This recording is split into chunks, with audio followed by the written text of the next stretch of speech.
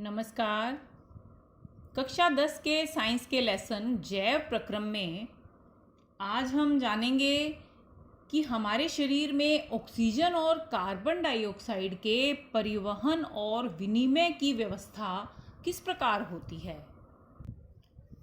शरीर में ऊर्जा प्राप्ति के दौरान विऑक्सीजनित हुआ रुधिर दाएं आलिंद में आता है। इसे ब्लू कलर से दिखाया गया है। यह विऑक्सीजनित रुधिर है और शरीर में ये ऊर्जा प्राप्ति के दौरान इसमें कार्बन डाइऑक्साइड मिल गई है। उसके पश्चात यह रुधिर आ जाता है दाएं नीले में।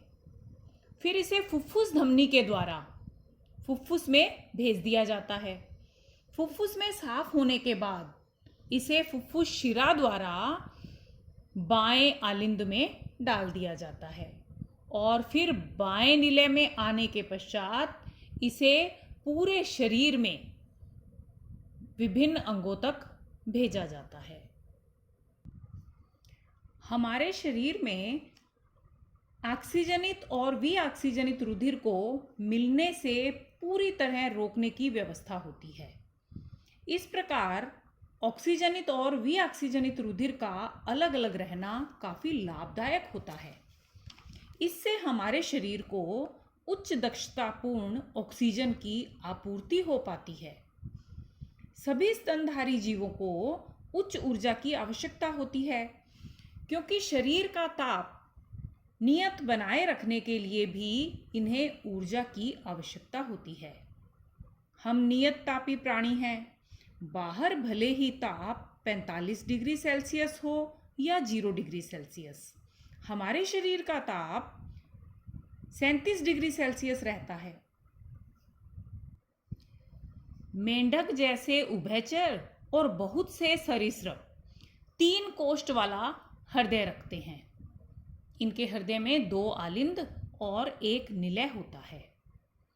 इनके शरीर का तापक्रम पर्यावरण के तापक्रम पर निर्भर करता है, यानी उन्हें अपने शरीर का ताप बनाए रखने के लिए ऊर्जा की आवश्यकता नहीं होती।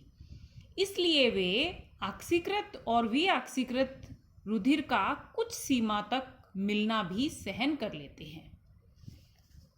अगर बात करें मछली की, तो मछली के हृदय में 1 आलिंद और 1 निलय होता है। आलिंद में आए रक्त को निलय में भेजकर उसके पश्चात उसे क्लोम में भेजा जाता है, यानी गिल्स में, जहां रुधिर को ऑक्सीजनित किया जाता है। फिर इस रक्त को सीधा ही शरीर में भेज दिया जाता है, यानी मछलियों के शरीर में हृदय में रुधिर एक ही बार आता है, जबकि हमारे शरीर में प्रत्येक चक्र में 2 बार रुधिर हृदय में आता है। इसलिए इसे दोहरा परिसंचरण कहते हैं।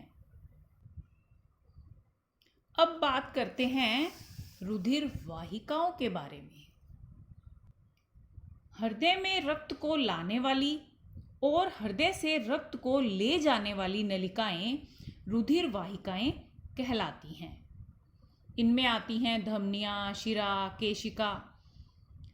धमनी या धमनियां वे रुधिर वाहिकाएं हैं जो रुधिर को हृदय से शरीर के विभिन्न अंगों व ऊतकों तक ले जाती हैं। धमनी की भित्ति मोटी और लचीली होती है।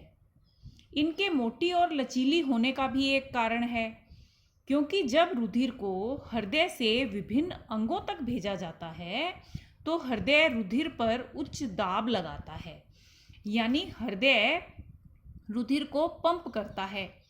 इसी दाब को सहने के लिए धमनियां मोटी भित्ति वाली और लचीली भित्ति वाली होती हैं। शरीर के विभिन्न अंगों से हृदय की ओर रुधिर को लाने वाली रुधिर वाहिकाएं शिराएं कहलाती हैं। इनकी भित्ति मोटी नहीं होती, क्योंकि इन्हें इसकी आवश्यकता ही नहीं है।